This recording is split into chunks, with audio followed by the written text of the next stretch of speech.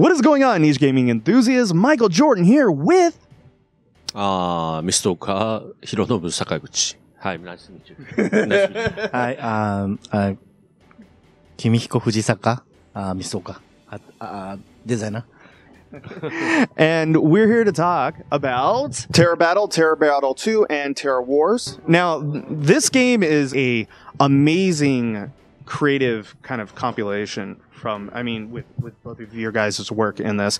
We have, obviously, the experience, the knowledge from doing RPGs and games of this nature, and we have the art and the beautiful kind of style that we're seeing with this. We saw a little bit. Can you please tell me about your experience creating this specific property? Even though Terra Battle is a smartphone game, and the recently announced Terra Battle 2 will also be available on smartphones, even from the get-go for Terra Battle, the original, we like to think that there is enough story, and it's not your sort of expected very quick play and get out, not as deep of a story, because a lot of people tend to think that I think smartphone games don't have that depth that you would get from a console game experience. But on top of the story, we layer upon, obviously, art direction from Fujisaka, and we layer upon the music, and hoping that we engage the users enough. On top of that, with Terra Battle 2, what we're focusing on is even a deeper narrative experience. So there's a whole lot of narrative. Obviously, with that comes character development, world setting, and really expanding upon the world of Terra Battle or Terra World. In terms of art direction for Terra World or Terra Battle, but the entire encompassing sort of Terra World, you have this theme or sort of this visual impression of it takes place in this medieval world, but then once you start playing it, you quickly realize it's also complementary with some of the sci-fi elements that we tell in the story and the visuals.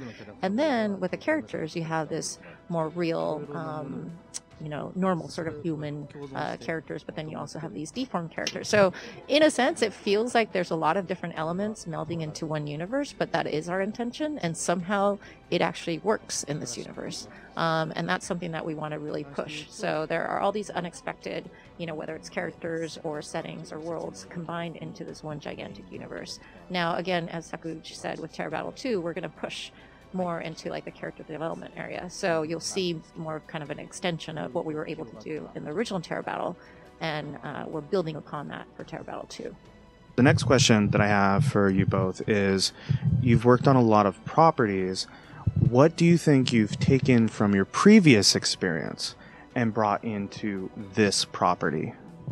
So for me, what I've learned, from previous or my past experience and working on different IPs, there's one thing that really hasn't changed that I am carrying over, is that even from the earlier Final Fantasies, let's say maybe 3 or 4 and so on, there's a theme, but I tend to, with a new installment or with new iterations of that theme, I try to tell that story with a new world setting and a new set of characters. So similarly to how I developed the Final Fantasy franchise with Terra World, that's what I'm doing. Essentially, Terra Battle 1 has its own world and characters. We're not carrying over any of the characters or the world setting in Terra Battle 2, but that doesn't mean that they are completely different worlds. This still lives in the same universe. So in a sense, I'm sort of doing what I'm used to doing in the Terra world. One thing that is different for Terra Battle and Terra Battle 2, as well as the entire Terra world, is that, with my previous work, there were just a certain number of characters that I had to basically draw and create. But when you think about the total number of characters that have already appeared in Terra Battle 1 and getting ready for the release of Terra Battle 2, I have learned that the more we can sort of prepare our characters in advance, the quicker turnaround and the newer content, whether it's released through new updates or new campaigns and whatnot, we will be readily sort of prepared to implement that and reflect that in the game. So we're basically kind of creating a lot of stock characters that we can use and push out in terms of new updates and content. So that's something that is not quite normal, from your console sort of character creation experience. So now let's talk a little bit about Terra Wars specifically. So the art style is very kind of unique onto this sort of claymation it is very, very unique, and it's very, very difficult to do and time consuming. It is a standout, and from what I've seen, it is beautiful. It's very well done. What made both of you go, yes, this is the direction we want to go? めったに見ないから。 Michael, I think you answered the question yourself because 新鮮なもの。That's why you said.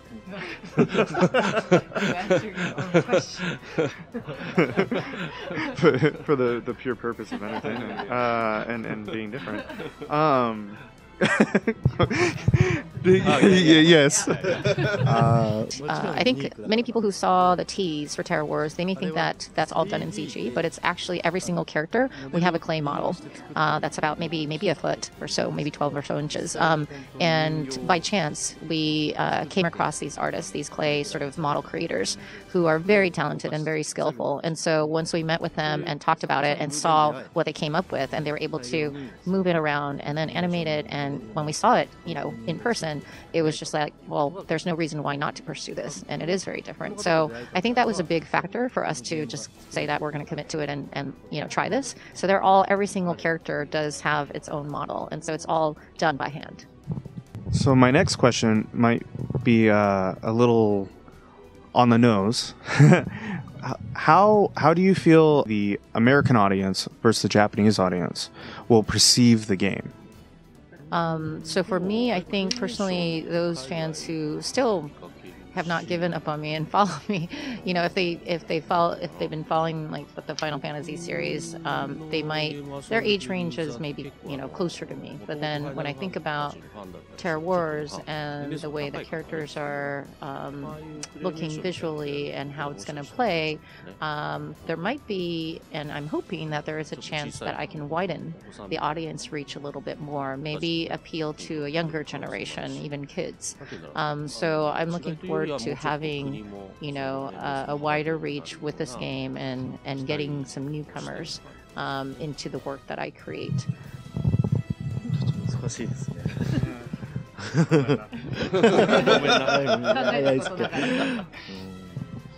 That's actually a good question that I haven't really thought about. But in general, I feel like in, let's say, recent years, maybe even up until a decade ago, or since a decade ago, there was a little bit of this trend of like how Japanese game creators or designers, in order to appeal to the Western audience, there was a bit of a request, let's say, not a demand, but a light request that we had to make our characters more real and not the Japanese sort of typical standard style that we're used to. So, but I think what happened is maybe we overthought that request a little too much, because now these days what I'm hearing is that our Western fans are really telling us, don't try to mess with what you know and do what you know best. And so we were probably trying to come up with ideas that we thought would appeal to the Western audience, but not so, because we were going out of our own comfort zone. So in that sense, I feel like maybe, connecting it back to Terra Wars, like the deformed characters, they're very widely accepted by Western game and anime fans. And so I feel like maybe there's, even though it's still, a good challenge for us to see if that is going to really stick or not, I feel like there's no reason for us to go out of our way to try to make a set of characters or create a world that we're not familiar with just for the sake of trying to appeal to the Western audience. So hopefully this one will, work the way that we hope it will. Something's very interesting from our side, especially because we deal very, very specifically between the bridge of American audiences and Western audiences and Japanese games. It's one of the biggest, it is our biggest market on our website. They hate it, hate it when your visions are clouded by maybe our ESA, our rating system, or Nintendo sometimes. It's very it is something that fans in the West really do not like. They have a huge problem with. Have you picked up on that? starting to get that out in Japan too. It wasn't until recently though, so we're maybe not fully aware, but we are somewhat aware, either whether it's being censored or changed or adjusted or whatnot, and then the fans go crazy and they hate it. Yes, we're hearing that. In fact, yesterday at the panel we were showing gameplay, and every single new chapter that you come across, we have this chapter name, we have the kanji character in there, and then underneath, actually in smaller font, the English name is there. We asked the audience yesterday, and we said, well, the team is undecided right now if we should just take it out, the Japanese kanji characters completely out, and just let it be the English, or we think it looks cooler with the Japanese there and then the English title underneath. And we kind of took a quick vote, and everyone basically said, please leave it in there. So same thing, I'm starting to hear that, and not just for us as creators in Japan trying to appeal and promote our games in the West, but I feel like even in our own country there's a little bit of this movement of, or feeling that, with consumer products, you want to try to appeal to the largest possible mass audience out there. And so what happens is the guidelines are set to not let it be sort of thorny or edgy, or, to create this like balance of all these elements. Basically, as a result of that, it becomes not so unique, right? And when you do that, then your sort of average becomes your standard. And so I feel like these days, though, if you kind of go the opposite and really commit to your world, your concept, and make that your own thing, then that becomes so unique that in the end, you start to grow this larger audience, and it has the potential to actually appeal to a larger audience, even to like a mass level. And I feel like not only in Japan, but I see some properties, overseas that has that potential, that has actually appealed to a wider audience than they probably originally intended to. So I feel like that's something that we need to keep true to and stick to, what we think is our core concept. So that's it for us here at nichegamer.com. Thank you guys so much. Thank you. I gotta shake. Oh my God. Legends right here. And it's great to meet both of you. Thank you so much for sharing, these questions. Not always easy to answer. And I hope that you guys enjoyed their answers to these. Obviously, it's a rare peak. And obviously, check out this game. It looks awesome. Plus the claymation. I'm super hyped into it. So I hope to see you guys next time. Be sure to check out this game. And if you like what we do, hit that like, hit that subscribe, and think about checking out our Patreon page. This has been Michael Jordan signing out. Thank you all for watching.